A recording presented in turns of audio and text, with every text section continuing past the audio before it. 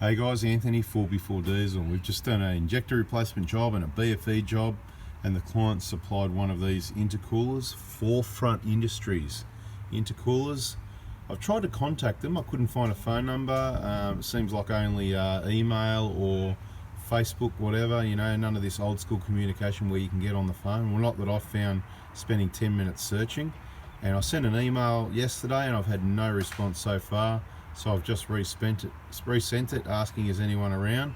We did a video just, you know, pointing out a few things with it that, look, you know, I'm not saying it's bad. I don't know if it's good or bad yet. That's why we're chasing some information. But there was a couple of negatives, you know, that we weren't sure about. We had to file a few things, you know, getting some clips to fit in and stuff like that, where, look, you just, with aftermarket stuff, it needs to be a really good quality, like kaon.com.au.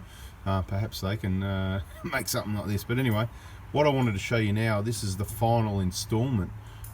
So just a quick one where some people might just want the intercooler like that. That's fine.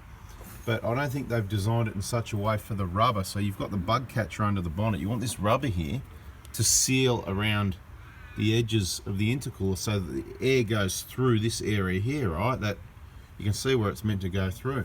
So then you go, well, this is why Toyota had this cover here. So you go to put the cover on, right, and you can see this is where the rubber seals around. You can see, you know, it's a nice rubber to plastic. It's a flat surface, right? So if you take a look down here, obviously there's nothing there. If you're going to manufacture, you could have your alloy plate coming down around here so that you could actually use it and it would look good without this cover perhaps. Or if it's designed to put this cover on, when we sit this in place, you can see there's the oil cap there, right? Look how far out the holes are, right? They're just that one, not bad, yeah? That one's not bad. You know, you can see for yourself, right? Now I can move it around so I can, you know, let me push it back. Look, I'll push it back as far as I can, like that. I'm pushing as far as I can back. You can see the holes, still not lined up. This one's nowhere near it. Neither's that one. Neither's that one. And neither's that one. That's with it pushed as far as I can back. And you can see that's with the oil cap lined up. Now, if I lift it up, to get it to go further back, there's a lip there, so we have to lift it up like that, right? So then it's, instead of sitting flush on the edge, it's up. So the plastic under here, that plastic step, right? So if we lift it up and get it to go, let's say we get the holes, then it's sitting up like this, right? Look, it's rocking around like a boat until it falls down again, right? Let me just sort of demonstrate. We have to lift it up, go like that, and then it's, you know, that's where the holes might line up, right? So if we put the bolts in like that, right, there it is, there's the hole, look at that, that's lined up, we could get the bolts in. So the holes do line up, but with that edge sitting up on there, and then look where the oil cap is, right, because it's kind of sitting up on this step. See what I mean? I've just got to go and pull it that way for it to drop down again. So look, I don't know if it's meant to be up like that, maybe it is meant to be up like that. Yeah, I guess it is. I guess it's meant to sit up on that edge. So we'll bolt it down like that, with it sitting up on the edge, and we'll see what it looks like, see what it feels like. But yeah, it sort of didn't, I'm just not too sure about it. So while we're just proceeding to the next step, they supply these two shiny bolts, right? They're just awesome, right? You know, your typical, you know, whatever, nuts and bolt washery thingies, right? Because the standard plastic cover, it has, on the Hilux, it has 3 of these bolts and 2 nuts. But now with the new intercooler, you do away with the nuts, so we've got a couple of spares, and I bet you everybody throws those out, and I bet you nobody's got a whole heap of spares even if they install these things. Anyway, the point is, don't you reckon it'll look pretty crap with 3 black bolts and 2 silver? To me, that just looks crap. Why don't they just supply the right ones like this? Anyway, luckily, so we keep them in stock because that's how we roll, OEM genuine. And the part number for anyone that wants to upgrade, if they've done this, I'm not telling you to do this, I'm telling you to do it or not, I'm just sharing the information. 90-119-06-830. Now we're going to get some of these out. We're going to use 5 of these. It's going to bloody clean me out, isn't it? Just about. I'll have to order some more. Alright, so we've got it bolted down and it's almost all good. So it's like a Prado now where there's 5 bolts in there. So if you're going to do this, you might want to order yourself, well, if you've got none missing, you're going to need just 2 bolts. But you know, yeah, for this one, that one was already missing because someone over tightened it and broke the plastic, so the bolt was missing. So 1 for that plus an extra 2. So for us, we used 3. You can see the issue here, right?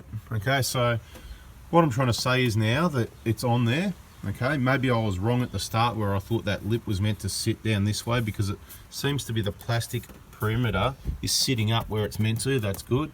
Obviously, you might be able to use it without the cover, but I think the cover is going to work better, as I demonstrated with that rubber sealing much better. When the bonnet's down, this rubber pushing into the plastic there and channeling the air through there, right?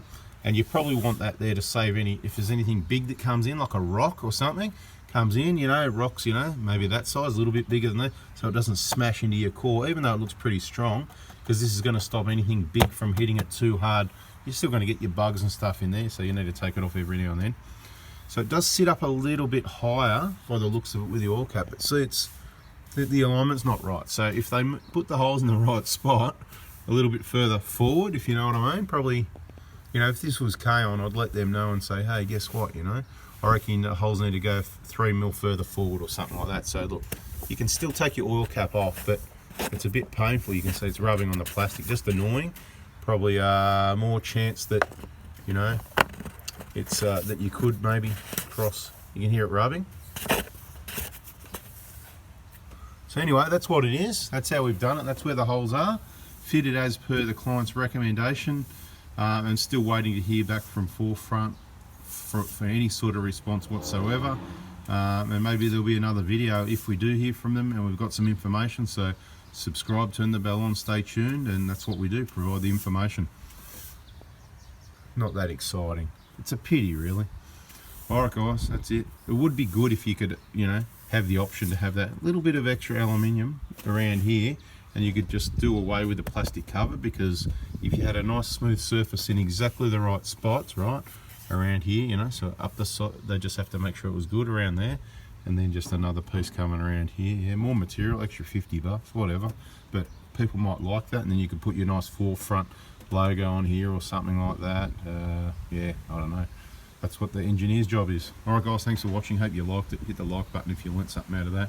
Hopefully it was helpful, giving the bolt part numbers in case you are going to do this upgrade, if it's an upgrade, or you know, whether you've done it and you've got some crappy silver bolts up the back there instead of the nuts and you don't like the look of it.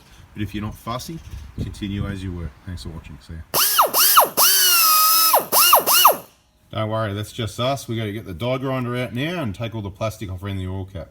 No, just joking. We're not going to do that, but that is something that you could do.